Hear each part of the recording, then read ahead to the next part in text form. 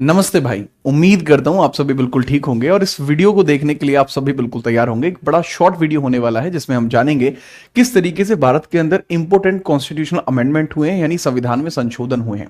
एक ऐसा वीडियो है जो आप एग्जामिनेशन सेंटर पे खड़े होकर भी देख सकते हैं, क्योंकि इससे सवाल बहुत ज्यादा पूछे जाते हैं और 1951 से लेकर 2025 तक जितने भी जरूरी संशोधन हुए वो सारे इसके थ्रू कवर हो जाएंगे। मैं एक बात आपको बहुत क्लियर तरीके से बता देना चाहूंगा कि यहां पर मैं जो भी बातें आगे करूंगा वो बड़ी शॉर्ट फॉर्मेट में होंगी। अगर आप चाहते हैं कि भाई इसके अंदर आपको एक और डिस्क्रिप्टिव वीडियो चाहिए तो वो भी आप बता सकते हैं। मैं आज की क्लास में केवल इंपोर्टेंट जितने भी आपके कॉन्स्टिट्यूशनल अमेंडमेंट्स हैं उन सभी के बारे में बात करूंगा जो इंपोर्टेंट है। दूसरा, मैं यहां पर चर्चा करूंगा उन सभी अमेंडमेंट्स के बारे में जो इंपोर्टेंट होने के साथ साथ बार बार रिपीट हो रहे हैं। ये एक स्लाइड बेस्ड क्लास है जो पूरी तरीके से आपके रिवीजन के लिए बनाई गई है। अगर आप अब से पहले संविधान संशोधन पढ़ चुके हैं तो ये क्लास आपके लिए है, लेकिन यदि आप अब से पहले कभी भी कॉन्स्टिट्यूशनल अमेंडमेंट नहीं पढ़े हैं तो आपको नीचे यहां पर एक कमेंट कर देनी है कि sir we want full video. अगर आप फुल वीडियो के बारे में बात करेंगे तो फुल वीडियो आपको बहुत जल्दी देखने को मिल जाएगी, जो लगभग 2.5 से 3 घंटे की होगी, जिसमें मैं अमेंडमेंट को कंप्लीट कर रहा हूंगा। वो भी रिकॉर्ड हो चुकी है, लेकिन हमने पहले इसको रिकॉर्ड करके अपलोड करने के बारे में सोचा क्योंकि ये आपके लिए ज्यादा जरूरी है। एग्जाम नियर बाई है, कभी भी हो सकते हैं, तो एग्जाम से पहले अगर 2 से 4 बार आप इसी का रिवाइज कर लेते हैं तो आपकी सटीकता के साथ सभी तैयारी हो जाएगी। पीछे 10 वर्ष में अगर किसी भी एग्जाम में कोई भी कॉन्स्टिट्यूशनल अमेंडमेंट का क्वेश्चन आया है तो इस थियरी के बाहर नहीं आया। थ्योरी क्लास है, इसमें कोई प्रैक्टिस नहीं है।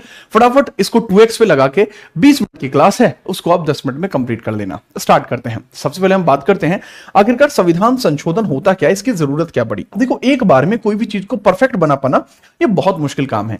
एक बार में आप किसी भी चीज को परफेक्ट नहीं बना सकते, ठीक है, आप भी समझते हैं इस बात को। तो यही हमारे संविधान निर्माताओं ने सोचा। ऐसा नहीं है कि हमारे संविधान निर्माताओं ने सबसे पहली बार सोचा, क्योंकि साउथ अफ्रीका के जो संविधान निर्माता थे वो इस बारे में पहले ही सोच चुके थे। इस वजह से कहा जाता है कि भारत के संविधान का भाग 20, जिसमें अनुच्छेद 368 है, जो संसद में संविधान को संशोधित करने की प्रक्रिया बताता है, इसको हमने कहां से लिया है?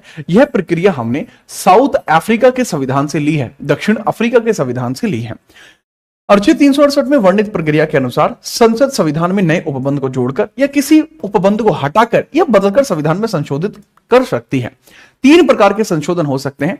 या तो पुराना कोई प्रावधान खत्म हो सकता है, या कोई भी ऐसा प्रावधान है जो संबंधित प्रावधान है वो ऐड हो सकता है, या फिर भैया कोई भी ऐसा प्रावधान है जो चेंज हो सकता है।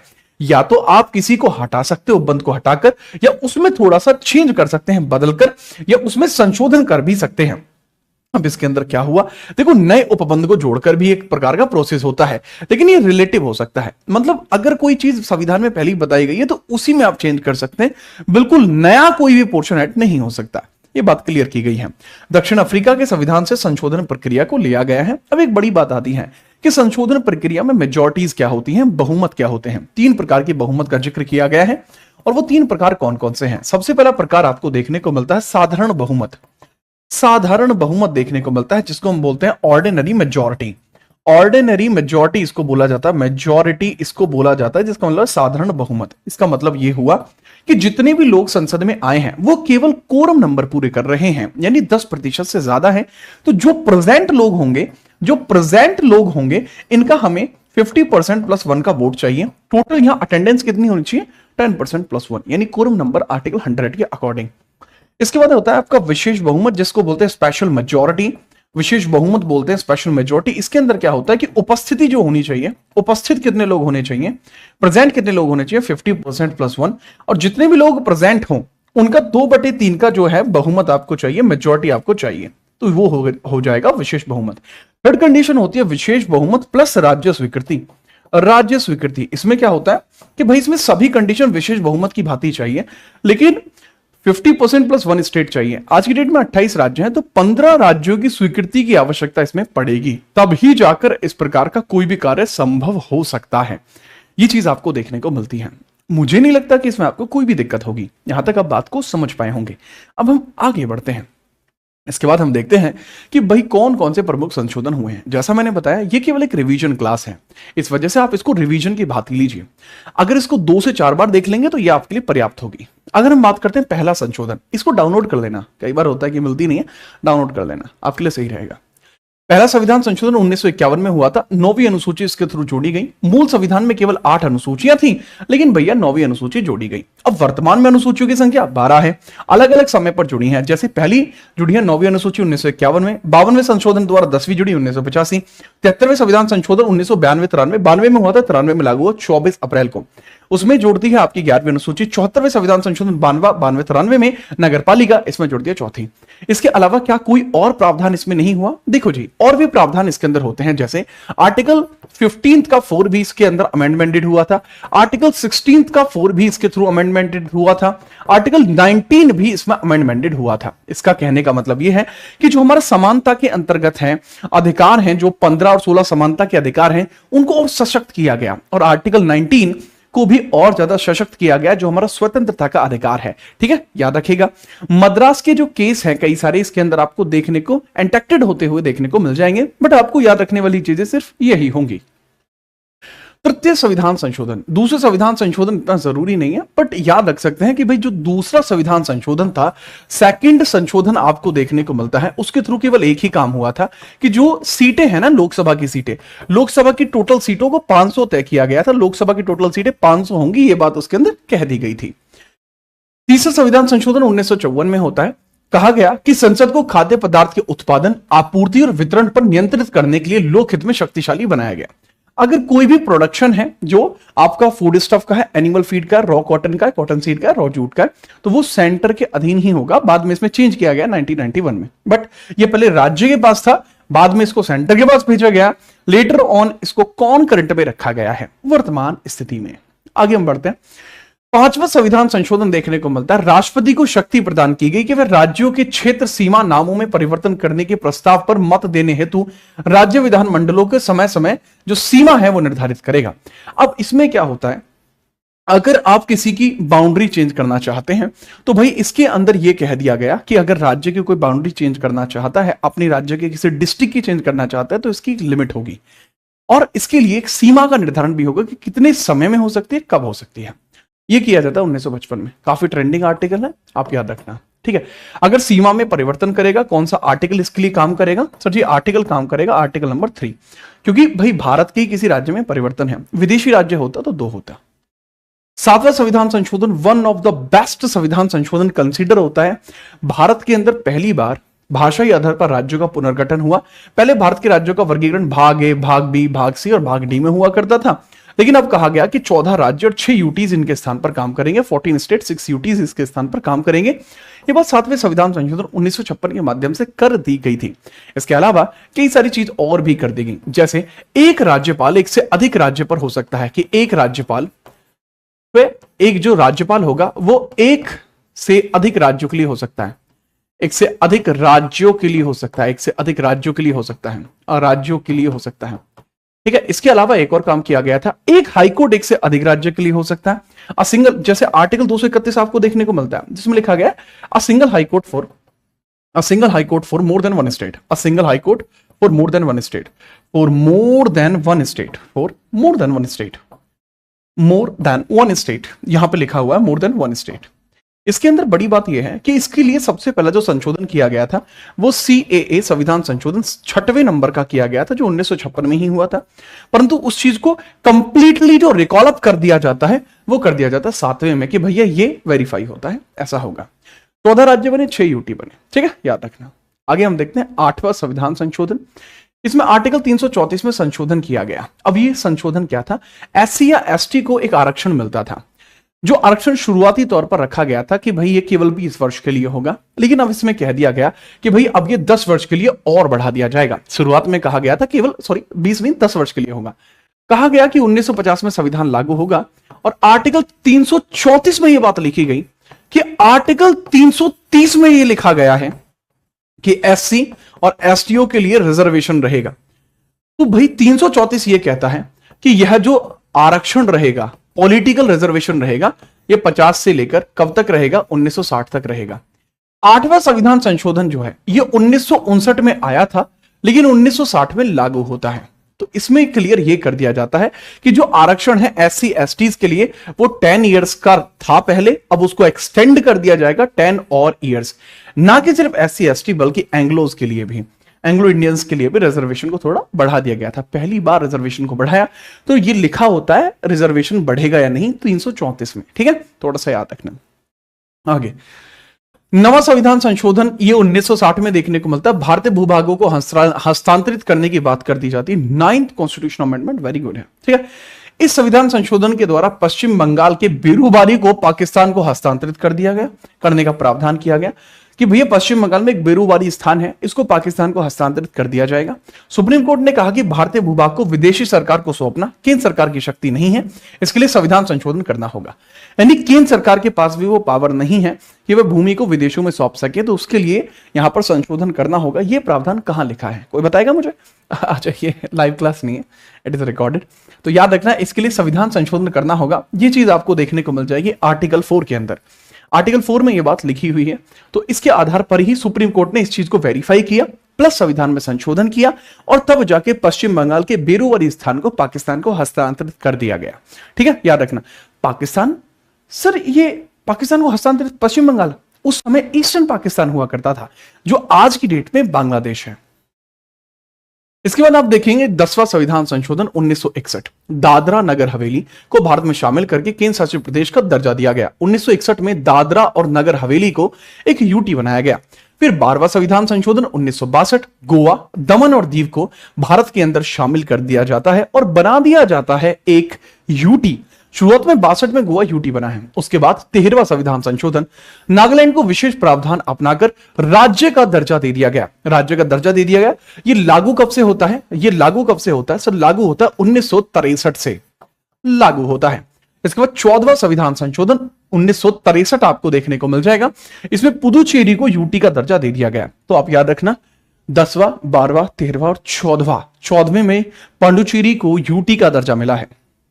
इसके बाद 17वां संविधान संशोधन, 17वां संविधान संशोधन, नवी अनुसूची का दायरा बढ़ाया गया। जो 9th शेड्यूल है उसको और थोड़ा सा पावरफुल बनाया गया। यह राज्य व केरल और मद्रास राज्यों के द्वारा पारित भूमि सुधार कानूनों को संवैधानिक संरक्षण प्रदान करे ताकि न्यायालय में चुनौती नहीं दी जा सके। पहले क्या होता था, 1951 में जब नवी अनुसूची लेकर आई गई थी तो कहा गया था कि भाई जो 9th शेड्यूल है इसके थ्रू अगर कुछ भी चेंज होता है तो वो नॉन जस्टिकेबल होगा। नॉन जस्टिकेबल होगा, उसके लिए कोई भी कोर्ट में नहीं जा सकता। लेकिन अब थोड़ा सा उसके अंदर चेंज किया जा रहा है। अब क्या कह रहे हैं कि भाई राज्य, ठीक है, यह राज्य केरल और मद्रास राज्यों द्वारा पारित भूमि सुधार कानूनों को संवैधानिक संरक्षण प्रदान करेगी ताकि न्यायालय में चुनौती नहीं दी जा सके। सेम चीज को दोबारा रिपीट किया गया है कि भाई अब केरल और जो आपका मद्रास क्षेत्र है, यहां पर जो राज्य हैं, ये जो चेंज करना चाह रहे हैं उसको लेकर भी आप कोर्ट में नहीं जा सकते। बाद में इसमें चेंज हुआ है।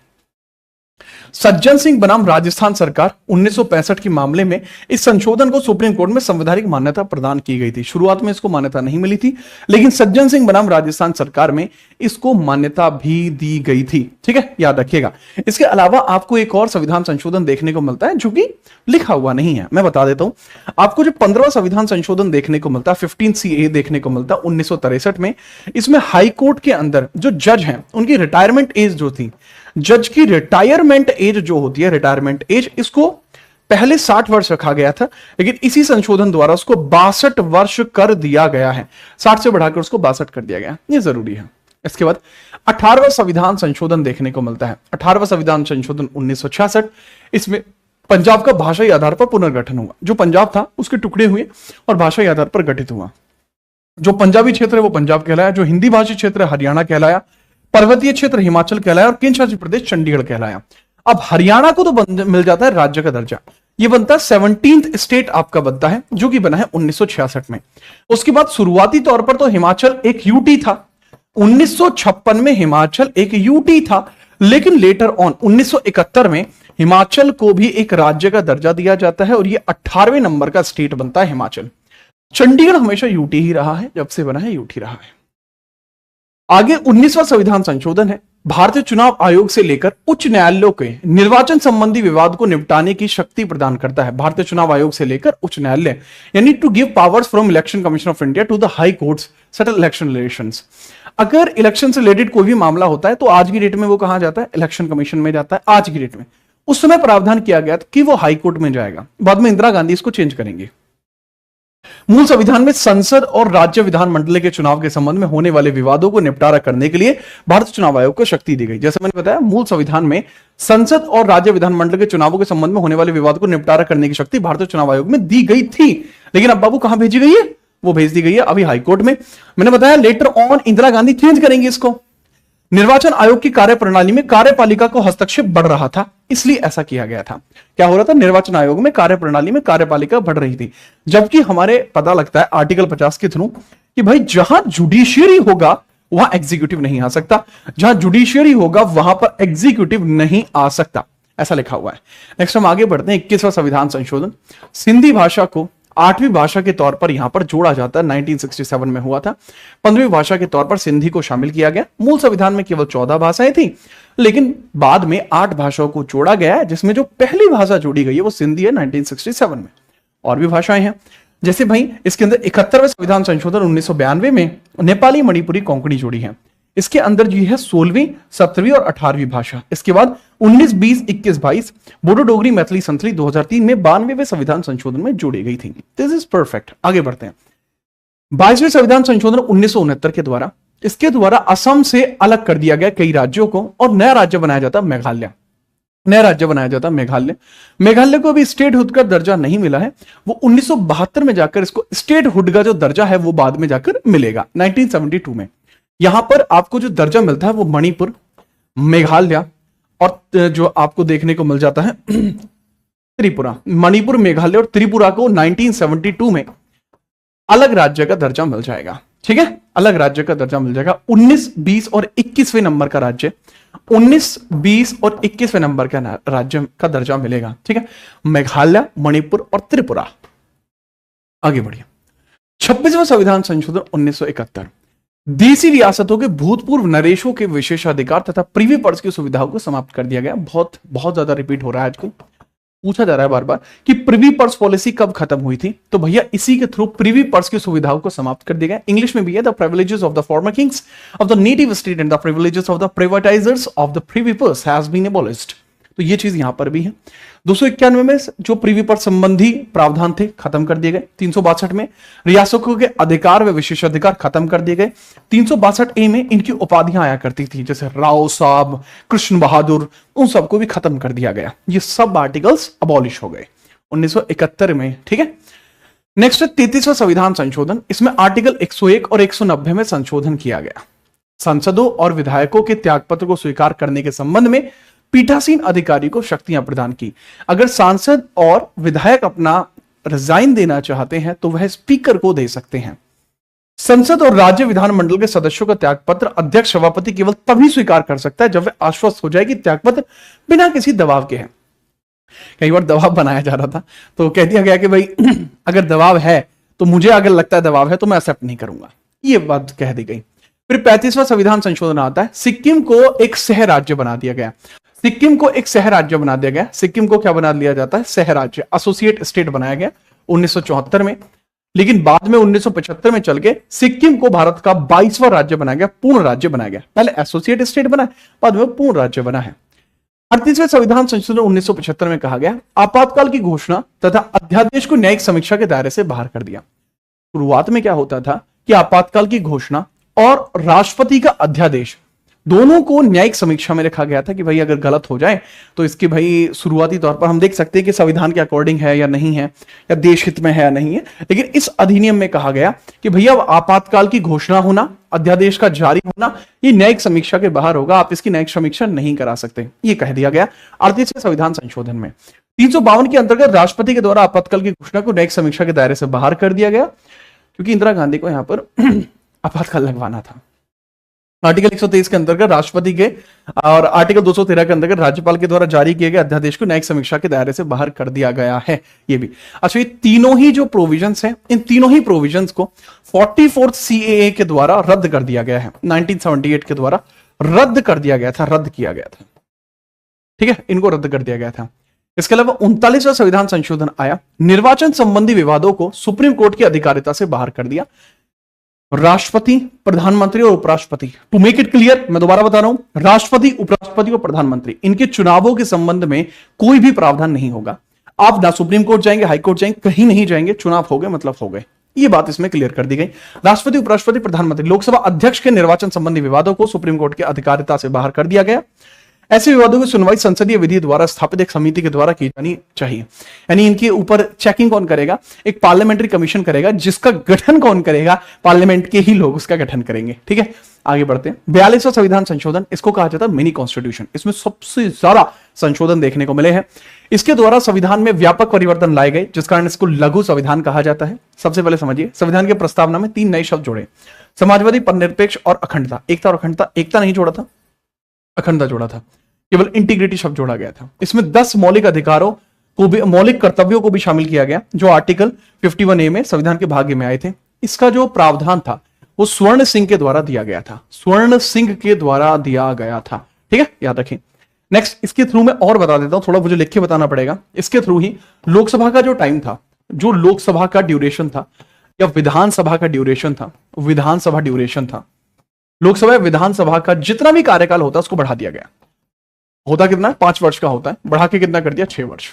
इसके अलावा कोई और काम? जी हाँ, आर्टिकल 352 में परिवर्तन कर दिया गया। 352 के संविधान के 5वें क्लॉज में और 6वें क्लॉज में चेंज कर दिया गया है। वो 5वां क्लॉज और 6वां क्लॉज क्या होता है? एक बार में ये 6 माह के लिए लग सकता था। पहले एक बार में 6 माह के लिए लग सकता था, एक बार में 6 मंथ के लिए लागू हो सकता था। अब इसमें परिवर्तन किया गया कि अब ये एक बार में 1 वर्ष के लिए लग सकता है। एक बार में 1 वर्ष के लिए, एक बार में 1 वर्ष के लिए लग सकता है। अगला परिवर्तन 6 में कर दिया गया कि भैया यह भारत के किसी भाग पर भी लागू हो सकता है। भारत के किसी भाग पर भी लागू, भारत के किसी भाग पर भी लागू, यानी it can be impose on any single entity. यानी एक राज्य में भी लगा सकते हो, एक क्षेत्र में लगा सकते हो। पहले क्या होता था? पहले हर जगह लग सकता था, एक बार में अनाउंस पूरे भारत में। अब उसको कम किया गया। नेक्स्ट, संपत्ति के अधिकार को मौलिक अधिकार से हटा दिया। 44वां संविधान संशोधन 1978, संपत्ति के अधिकार को मौलिक अधिकार से हटाकर एक कानूनी अधिकार बना दिया। कब किया गया था? 44वें संविधान संशोधन में। इसके अलावा 44वें संविधान संशोधन से पूर्व यह अनुच्छेद 31 में था और इसके अलावा आर्टिकल 19 फर्स्ट के F में था। यह संपत्ति होती है जो खरीदी है, यह है दादा लाई। इन दोनों को उठा के 300A में डाल दिया गया। यह इंपॉर्टेंट है। और 42वें संविधान संशोधन के मेजरली इंपैक्टों को खत्म कर दिया गया। संविधान संशोधन के कई प्रावधान समाप्त किए गए, समाप्त किए गए। तो बाबू वो जो समाप्त किए गए उनके बारे में समझ लीजिए। जैसे अगर मैं बात करूं, ये पूरा का पूरा प्रोविजन 44 में खत्म कर दिया गया है। इसके अलावा आपको जो देखने को मिलता है, ठीक है, ये सब तो जारी रखा है, लेकिन ये समाप्त कर दिया है। ठीक है, दोनों ही समाप्त कर दिए हैं। नेक्स्ट, 49वां संविधान संशोधन आता है 1984। 6वीं अनुसूची का विस्तार किया गया। 6th शेड्यूल में त्रिपुरा को शामिल कर दिया गया। पहले इसमें असम, मेघालय, मिजोरम हुआ करता था, बाद में त्रिपुरा ऐड हुआ। प्लस इसमें यह भी कहा गया कि यहां एडीजी बन सकता है, ऑटोनोमस डिस्ट्रिक्ट, एडीसी बन सकता है, ऑटोनोमस डिस्ट्रिक्ट काउंसिल। इसको बोला गया कि यहां पर एडीसी भी बन सकता है, ऑटोनोमस डिस्ट्रिक्ट काउंसिल। स्वायत्ता जिला परिषद, स्वायत्ता जिला परिषद भी बन सकता है। यहां पर पंचायती राज तो था नहीं, तो कह दिया गया भैया यहां एडीसी बना लेना, यानी यहां पर डिस्ट्रिक्ट काउंसिल बन जाएगी, जो कि पावर के डिवीजन को बहुत बढ़िया कर देगी और बहुत सटीक कर देगी। 52वां संविधान संशोधन 1985, दल बदल कानून जोड़ दिया जाता है 10वीं अनुसूची में, आया राम और गया राम वाला। बाद में चलकर 1989 में यही एंटी डिफेक्शन बनता है। एंटी डिफेक्शन का मतलब क्या हुआ कि भैया यही वो है जो दल बदल विरोधी कानून बना। इसके बाद है 56वां संविधान संशोधन 1987। अब यहां पर डायरेक्टली 56 पे जाने की बजाय आप आइए 53 पर, उसके बाद आना 55 पर। हुआ कब है? ये 1986 में है, ये 1986 में है। हुआ यहां पर ये है कि इसके थ्रू आपका मिजोरम को एक राज्य का दर्जा मिला है। मिजोरम फुल स्टेट बना। यहां अरुणाचल प्रदेश फुल स्टेट बना। और यहां पर बच्चे क्या है, 56वें संविधान संशोधन के द्वारा गोवा एक फुल स्टेट बना दिया जाता है। गोवा फुल स्टेट बना, साथ में दमन और दीव भी भैया यूटी बने रहे, लेकिन गोवा का फुल स्टेट बना दिया गया। गोवा को 1961 में पुर्तगालियों के कब्जे से छुड़ाया गया था, उसके लिए ऑपरेशन विजय चलाना पड़ा था। 61वां संविधान संशोधन, मतदान की आयु 21 वर्ष से घटाकर 18 कर दी गई, राजीव गांधी ने किया था। ठीक है, आगे बढ़िए। 65वां संविधान संशोधन, अनुसूचित जाति अनुसूचित जनजाति आयोग का गठन आर्टिकल 338 में संशोधित कर दिया गया। पहले क्या था कि यहां पहले अनुसूचित जाति जनजाति का एक ही आयोग था, अब उसको सेपरेट अप कर दिया जाएगा। आगे चलकर यहीं 89 संविधान संशोधन होगा, 89 CAA होगा 2003 में, जिसके अंदर जाकर भाई यहां 338 तो हो जाएगा आर्टिकल NCSC यानी national commission for schedule caste, और 338A हो जाएगा NCST national commission for schedule tribe. मूल संविधान में अनुसूचित जाति और जनजाति के लिए विशेष अधिकारी का प्रावधान था कि एक ही अधिकारी होगा, दोनों के लिए करेगा, लेकिन यहां चेंज किया गया, वहां आयोग ही बदल दिया गया। ठीक है, आगे चल के और भी परिवर्तन होगा इसमें। 338B भी बनेगा, ये NCBC के लिए बनेगा। ये 102वां संविधान संशोधन होगा जो 2018 में हुआ है। ठीक है, उसको भी हम आगे देखेंगे। क्लियर। आगे हम देखते हैं 69वां संविधान संशोधन 1991 में हुआ। दिल्ली को केंद्र शासित प्रदेश का दर्जा मिला, आर्टिकल 239A 239A भी मिला।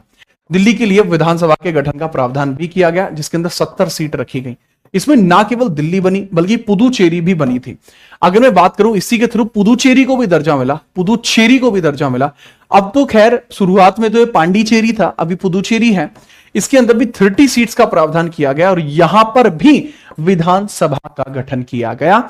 इसके लिए भी आर्टिकल सेम काम करेंगे। आगे बढ़ते हैं। अगला 71वां संविधान संशोधन, कोंकणी, मणिपुरी और नेपाली भाषा जोड़ दी गई। ये 16वीं, 17वीं और 18वीं भाषा जोड़ी जाती है। ठीक है, 8वीं अनुसूची में। इसके बाद 73वां संविधान संशोधन, भाग 9 जोड़ा गया। पंचायत में 11वीं अनुसूची जोड़ी गई, जिसके अंदर 29 विषय जोड़े गए, जिसका काम था पंचायती राज, ग्राम, ब्लॉक, जिला। ठीक है, याद रखना। 74वां संविधान संशोधन, नगर पालिकाएं जोड़ी गई। इसमें 18 विषय थे, जैसा मैंने बताया। और इसके अंदर जो होता है, सबसे पहले सबसे नीचे लेवल का नगर पंचायत, नगर परिषद, नगर निगम। दोबारा बता रहा हूं, नगर निगम, नगर परिषद और नगर पंचायत, जिसको बोल सकते हैं आप नगर पालिका। ठीक है, आगे बढ़िए। 77वां संविधान संशोधन 1995 में, इसके अंदर 16(4) के अंदर 16(4) का ए जोड़ दिया गया, SC/ST के लिए पदोन्नति में आरक्षण। पहले ही संविधान संशोधन में 16(4) के अंदर सिर्फ यह कहा गया था SC/ST के लिए आरक्षण होगा केवल प्राप्ति करने में, लेकिन बाद में रिजर्वेशन में भी आर्टिकल डाल दिया गया, मतलब रिजर्वेशन इन प्रमोशन कि ये भी हो सकता है। यही 77वां संविधान संशोधन था, विवाद हुए थे इसको लेकर। 81वां संविधान संशोधन सन 2000 में हुआ है। बैकलॉग वैकेंसीज कैरी फॉरवर्ड करने का नियम है कि अगर किसी भर्ती के अंदर कोई वैकेंसी पूरी नहीं हो पाती है तो उसको आप कैरी फॉरवर्ड करेंगे। मैं हमेशा से इसके अगेंस्ट रहा हूं, मैंने कभी इसको मतलब प्रमोट नहीं किया, मैं हमेशा इसके लिए बातें करता हूं। जैसे अभी यूपी पुलिस का अभी एग्जाम हुआ था कुछ टाइम पहले, तो यूपी पुलिस के एग्जाम में 60,244 वैकेंसीज थी, 59,000 कुछ भरी गई, बाकी की जितनी वैकेंसी उनको कैरी फॉरवर्ड कर दिया गया। ये नहीं होना चाहिए। आप सेकंड लिस्ट जारी करिए, ठीक है, वो जरूरी है, बट लोग पता नहीं क्यों इस पर बोलने से बचते हैं। मैं हमेशा छात्रों के हितों में इसके बारे में हमेशा बोलता हूं कि करना चाहिए, लेकिन पता इशू क्या होता है कि लोगों को ऐसा लगता है कि जो है इतने इनके बोलने से क्या ही होगा। ठीक है, बट मुझे ऐसा लगता है कि ऐसा नहीं है। ठीक है, सबको इसके ऊपर बात करनी चाहिए। ठीक है, मैं तो आपके हित की बात कर रहा हूं। अब वो वैकेंसीज मेरे लिए तो बची नहीं है, दे आर फॉर यू। सो मैं तो आपके लिए स्टैंड कर रहा हूं। आप अगर मेरे लिए स्टैंड करेंगे तो जी हाँ, मैं आपके लिए उतना ही स्टैंड करूंगा। मतलब आप ये समझ लीजिएगा कि मैं निस्वार्थ भाव से आपके लिए स्टैंड करूंगा। ठीक है, मैं एक तरफा स्टैंड आपके लिए करूंगा और हमेशा भविष्य में भी। ठीक है, तो आप टेंशन मत लेना, मैं हमेशा आपके समर्थन में हूं। आगे 84वां संविधान संशोधन है। ठीक है, आज हम कम हैं, कल हम आपके साथ और चीजें करेंगे, चीजें और बेहतर होंगी। तो 84वां संविधान संशोधन 2001 आपको देखने को मिलता है। इसके थ्रू क्या किया गया, लोकसभा, राज्यसभा, विधानसभा की सीटों को अब पुनर्निर्धारण 2026 तक के लिए बढ़ा दिया गया कि भाई जितनी भी लोकसभा की सीटें हैं, राज्यसभा की सीटें, उनको पूरा रोक दिया जाए। ऐसा कब हुआ है उसके बारे में समझना। आपको इसके अंदर एक चीज देखने को मिल जाती है जिसके बारे में मैं थोड़ी सी चर्चा कर लेता हूं। जैसे आपको देखने को मिलता है 7वां संविधान संशोधन। शुरुआत में सेकंड में सीट कर दी गई थी 500, 7वें 1956 में सीट कहां से कहां कर दी गई थी, 500 से लेकर 525।